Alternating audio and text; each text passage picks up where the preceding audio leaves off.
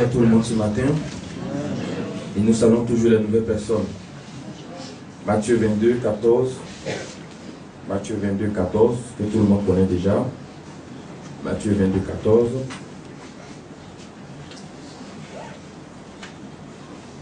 Matthieu 22, 14.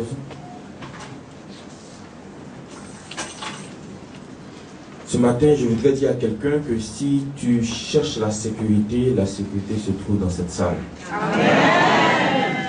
Si tu cherches la protection se trouve avec le Dieu de Papa Florian. Amen. Amen. Amen. Alors Matthieu 22, 14 nous dit: car il y a beaucoup d'appelés, mais peu d'élus. Amen. Amen. Beaucoup d'appelés, mais peu d'élus. Mais qui les appelle? Amen. Amen. Qui les appelle? On dit beaucoup d'appelés, peu d'élus. Qui les appelle? C'est Dieu qui les appelle, c'est Jésus qui les appelle. Amen. Amen. Et cela est confirmé encore dans un autre texte que nous allons prendre, Matthieu 28, le verset 11. Matthieu 28, le verset 11.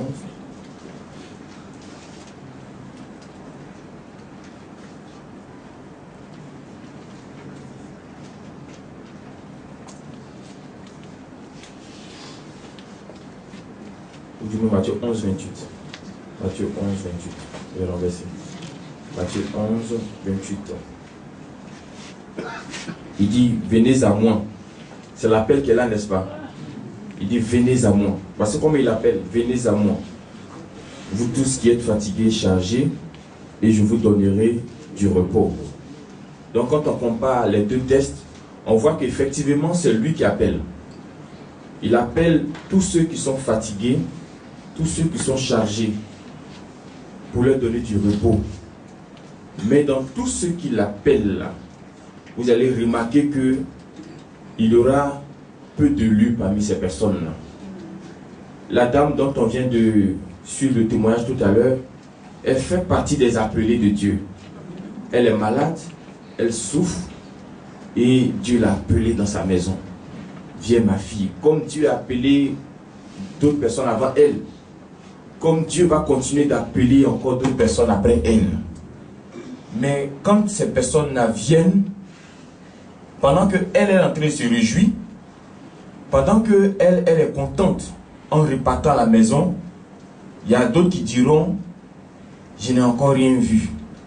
Il y a d'autres qui diront: je suis là, ça fait 1 mois. Je suis là, ça fait 2 mois, mais ma situation n'a pas encore changé. Mais c'est ce qui explique beaucoup d'appelés, mais peu d'élus.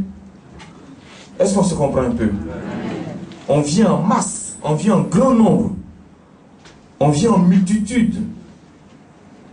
Mais dans cette multitude-là, il y a des personnes que Dieu décide de toucher. Il y a des plaies que Dieu décide de guérir. Il y a des maladies que Dieu décide d'enlever. Il y a des problèmes que Dieu décide de régler. Par contre, il y en a d'autres, Dieu met ça au lendemain. Il y en a d'autres, Dieu met ça au mois prochain. Il y en a d'autres, Dieu met ça au jour suivant. Maintenant, si toi, à ton niveau, tu vas dire: mais pourquoi elle qui est venue avec sa plaie, elle était guérie, et puis moi, pour moi, elle n'est pas encore réglée. Et pourtant, on a le même lait. Et pourtant, on a le même sang de Jésus. Et pourtant, on a le même homme de Dieu. Mais je vous dis simplement que tout est une affaire d'élection. C'est Dieu qui décide. Ce n'est pas l'homme qui décide. Ce n'est pas le ministère qui décide. Ce n'est pas l'église qui décide. La personne qui vous a appelé là, il sait comment il vous a appelé. Et il sait comment il va répondre à votre besoin. Sinon, le lait que tu as pris là, il n'est pas vide. Le sang de Jésus que tu as acheté là n'est pas vide. Je te dis la vérité. Ça te donne déjà la protection. Ça te donne déjà la sécurité. Ça fait que, vous voyez, parce que l'ennemi, son objectif premier, ce n'est pas seulement de t'arracher peut-être le travail. Ce n'est pas seulement de t'arracher l'enfantement. Ce n'est pas seulement t'arracher le petit voyage que depuis tu n'as pas encore eu. Lui, ce n'est pas ça son objectif premier. Lui, son objectif premier, mais c'est comment on va te rayer même de la carte d'Afrique. comment on va faire pour que ton nom soit effacé? Comment on va faire pour qu'on puisse t'enterrer? Comment on va faire pour qu'on ne parle plus de toi? C'est ça son objectif. S'il n'a plus le travail, là, il n'a rien fait d'extraordinaire. S'il n'a plus ta santé, il n'a rien fait d'extraordinaire. On a vu, il a pris la santé de Job. On a vu, il a pris les enfants de Job. On a vu, il a pris les bœufs de Job. On a vu, il a tout pris à Job. Est-ce que Job est mort? Il n'a pas retrouvé tout. Donc le plus important, là, c'était la vie, là. C'est pourquoi Dieu a permis tout, mais la vie seulement, là. Il ne voulait pas que Satan touche à la vie de Job. Parce que prends tout ce que tu veux, le travail, son mariage, son enfantement, tout prends. Mais tant que la vie est là, à tout moment, tant que le Dieu de Papa Florent est là, à tout moment, il y a solution pour toi ce matin. À tout moment, il y a solution pour quelqu'un ce matin. C'est ce que je te dis. À tout moment, il y a solution pour toi. Tant que le Dieu de Papa Florent n'est pas encore mort et il ne va jamais mourir, il y aura solution pour toi. On continue l'aventure. Si je n'ai pas vu aujourd'hui, je vais voir demain. Si je n'ai pas vu demain, je vais voir après-demain. Peut-être que tu seras dans l'élection de demain. Donc, ce que vous devez faire, c'est d'attendre votre heure. Attends ton jour. Ne fais pas comme les enfants d'Israël. Eux, quand ils ne voyaient pas là, en même temps, ils commencent à se rebeller. Ils commencent à devenir des vrais rebelles. Ils commencent à faire des clans. Ils commencent à murmurer. Ils commencent à parler. Ils commencent à se faire des veaux d'or. Ils commencent à chercher d'autres dieux. Ils commencent à chercher des raccourcis. Alors que plus tu fais ça, plus la chose s'éloigne de toi. Expressement, il devait aller quelque part. Il y a un chemin qui est court, mais Dieu les fait passer par un chemin qui est plus long. Ça, c'est Dieu qui a fait ça comme cela. Parce que il faut qu'ils passent là-bas. Ceux qui sont pour Dieu, là, ils vont continuer. Ceux qui ne sont pas pour Dieu vont rester en chemin là-bas. Donc, si toi, tu es pour le Dieu de Papa Florent, continue ton aventure ici. Ceux qui ne sont pas pour le Dieu de Papa Florent, ils iront ailleurs. Amen. Donc, beaucoup d'appelés, peu de lui. Peu de lui aujourd'hui, mais je te dis que demain encore il y aura d'autres élections. Peut-être que tu seras dans l'élection de demain. Peut-être que tu seras dans l'élection d'après-demain. Il y a une seule chose qu'il faut faire. David, vous voyez, c'était l'homme selon le cœur de Dieu. Mais ce même David-là, qui est l'homme selon le cœur de Dieu, là, il a affronté Goliath. Saül a poursuivi David. Saül a régné près de 40 ans. Il a pris plus de la moitié même de son règne pour poursuivre David. Vous voyez, mais Dieu dit que David est l'homme selon son cœur. Parce que David, dans sa prière, il disait toujours, Seigneur, aie pitié de moi. Donc tout ce que tu dois chercher, c'est la miséricorde de Dieu. Si tu n'as pas été dans l'élection d'aujourd'hui, là, tout ce que tu as dit, ce n'est pas mais pourquoi, ce n'est pas mais pourquoi, je n'ai pas vu, pourquoi je prends le lait, je ne vois pas. Non, Seigneur, aie pitié de moi.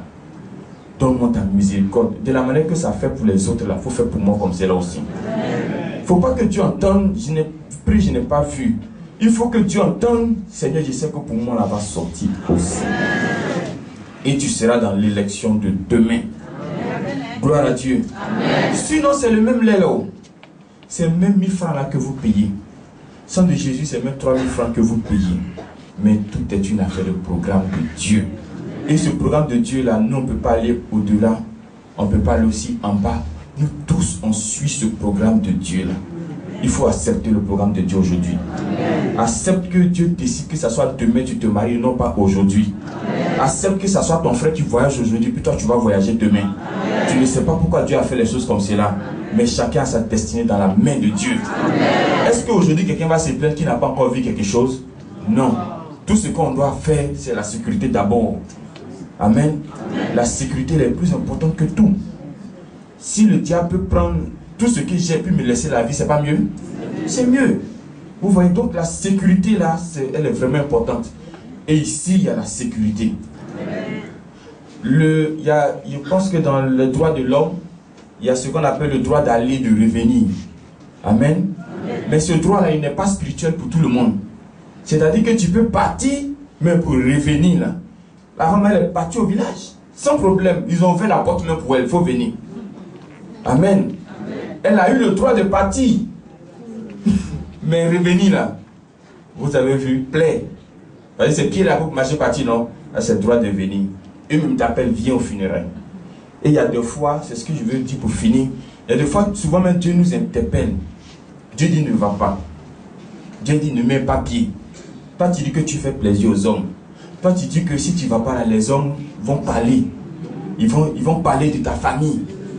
Ils vont dire que tu n'es pas bon. Mais écoutez, actuellement la plaie que tu as là, est-ce qu'il y a quelqu'un qui vient dire que ce n'est pas bon? Mais ils sont en train de se réjouir là-bas. Donc si tu fais plaisir à l'homme là, tu vas te retrouver avec une plaie comme celle-là. Eux ils marchent bien, mais toi tu es en train de ramper. Toi tu es en train de gémir. Donc si Dieu dit que ne fais pas, il ne faut même pas regarder le visage de l'homme. De toutes les façons, l'homme qui va parler de toi sur la terre là, il ne sera pas mieux que toi. La personne qui est mieux que nous tous ici, c'est Dieu qui est en haut. Et puis son serviteur qui met sur la terre. Parce que le serviteur de Dieu, c'est Dieu lui-même.